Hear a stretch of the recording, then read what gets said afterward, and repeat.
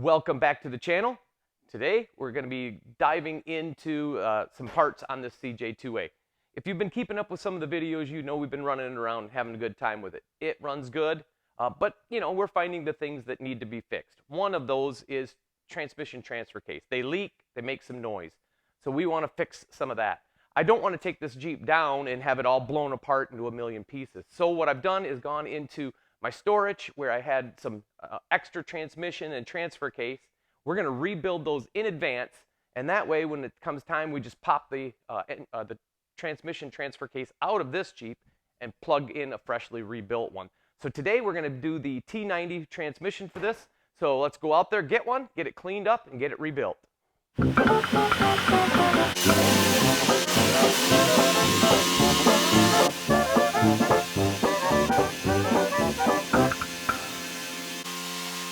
Well, to start the reassembly, I like to take the reverse gear and put some assembly lube in it, just so that it never spins over dry. Then we take our pin, start to slide it back in. So once we have it started in, I like to just put this in so I can move it a little bit like that, and then we'll tap it in just a little ways. And don't sink that all the way yet, because you want to be able to move this in and out. Our cluster gear assembly is next, because we've got to get all these bearings in before we set it into the case. So what I use is a piece of 1/2-inch conduit, and I'll stand this up on its end. We drop the 1/2-inch conduit in. You can see it's just about the same length as the case. Then we're going to put in a piece of 3/4-inch conduit that is 2 7/8 long. Drop that in, and then drop your actual sleeve for your cluster gear. Next, make sure you put in a washer. And then what I like to do is use another piece of little conduit to kind of push it down to make sure it's nice and flat. And now we'll put some grease in here. So as you can see, I have the needle bearings all laid out. And they are in rows of actually like 25 if I count it correctly, but only 22 go into this cluster gear. So we'll go ahead and we'll start installing them. But there is our 22 in the case. So now what we'll do is kind of hold it, take out the 2 7/8, and put in one that is cut at 2 inches. Here we go. Then take our other piece and just push those down. Now that they're down, make sure you drop in another washer and grease. Repeat. Amount of grease on that. We don't want it moving around. Going to take this 1-inch piece. We're going to slide this in. Make sure that our shaft doesn't come out with it. There we go.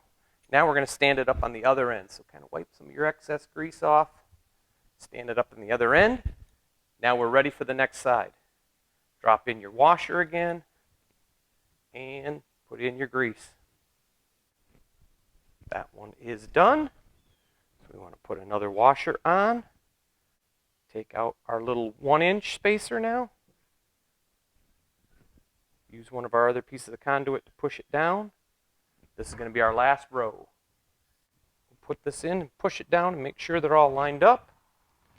With that grease on there and that shaft, I should be able to take my piece of 3/4 and push this out, and those needle bearings should be stuck right on there just the way they need to be. So that is basically what we're trying to achieve. Next we're going to drop the cluster gear in. First I put a little bit of grease on the back side of my thrust washer. Kind of get that lined up, just stuck on there. Put a little bit of grease on the front side of the other one. This one sticks to the gear with these little nubs. So there it is. See the nubs go right into that gear. So there we go. That one is now set. We drop this thing in, let it sit on the bottom.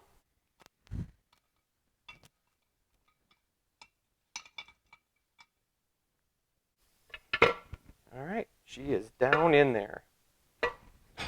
And if you noticed, I left the conduit, the 1/2-inch conduit inside so all the bearings stay in place. All right, next we're going to install the bearing and get everything onto our input shaft. So we've got our input shaft right here. Your kit probably comes with a little spacer, and put that so that the gear is kind of in the groove of the spacer. And then your bearing is going to go on with the snap ring towards the top of it. So we're going to take this over and press it on. The inner part of the bearing sitting on my bearing puller so that there's no actual stress on the bearing. Then I have a nice little shaft that just fits down in there. And there we go. Push it in. And there it is. It's all the way pushed in now. Okay, last two things is our felt seal and our snap ring. So we'll get our snap ring on. There we go. Snap ring is in. Felt seal is on. Our input shaft is all done. Next, we're going to assemble our main shaft. So I already got some grease on the shaft. We install our second gear. Don't forget to put on a synchro. Then we're going to take and put our pawls in here. So first we'll put our little retainer springs. And it helps to have like a small pick to do that, just to get them down in there. So you want them centered in these openings. So just one here, and then make sure you're in a different one on the other side.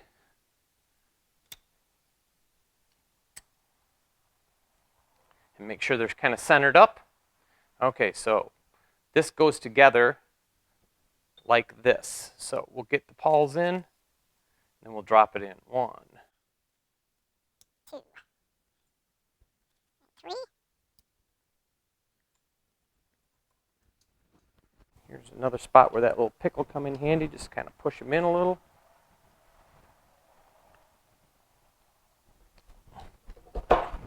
Okay, those are in. And the spring looks good all the way around. So now we're ready to slide this on to the shaft. So somewhere I marked it. Sometimes they slide on real good in a certain spot. So there we go. That is together. And there's our synchros are working. Now we take our snap ring pliers, put our snap ring on. There we go. Whew.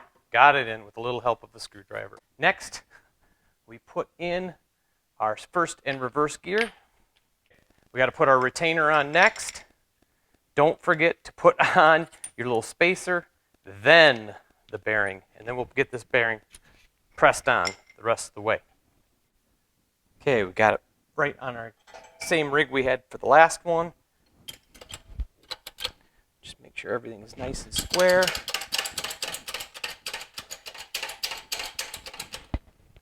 Let me hold that up out of the way so you can kind of see that bearing going on.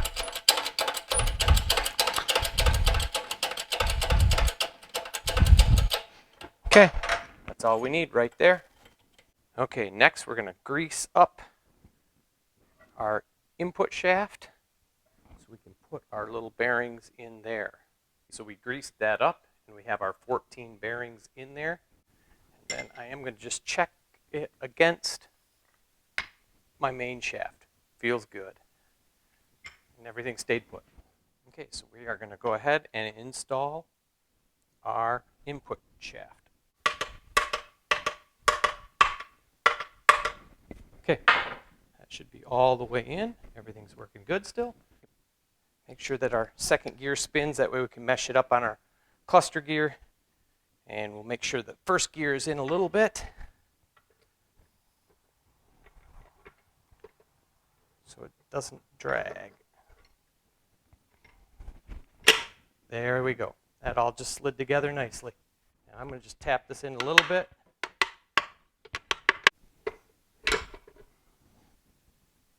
I forgot to put one of the synchros in. So, had to pull that shaft back out a little bit. Still make sure everything is good. Now put that synchro in. That was almost a huge mistake. Let's see if we can get it to go together again as nice as it did the first time.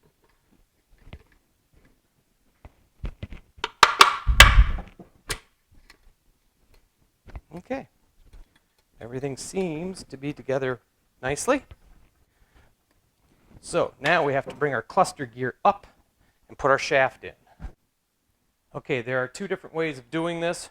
One is you have that wire and you pull the cluster gear up. I like to flip the transmission over, kind of wiggle everything in place with your shaft, with our piece of conduit. So we'll just start that on the move. And remember, this shaft has got to go in from this end. Yeah. So as I insert that shaft, you can see it pushes the other one that's retaining the bearings in place out of our way. Before we get that thing and start tapping it in tight, we want to make sure that they line up the same sort of angle that we had on the other one. Okay. That should be pretty good.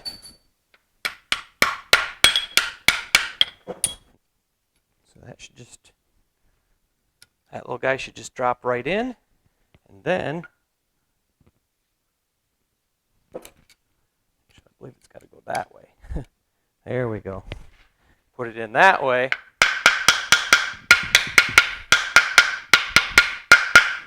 Drive them home, and it should hold itself into place.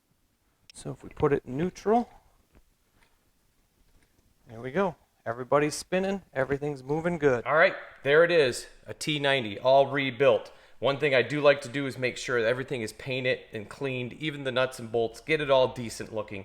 If you're going to store it for long term, wrap a little piece of wire around, get it as snug as you can to make sure that nothing drops out. Because if those needle bearings that are in between the input shaft and the main shaft fall into the case, then you got to kind of pull it back apart a little bit. So just do that as a safety. If you're going to immediately made it to the transfer case, then I guess you don't have to worry about it.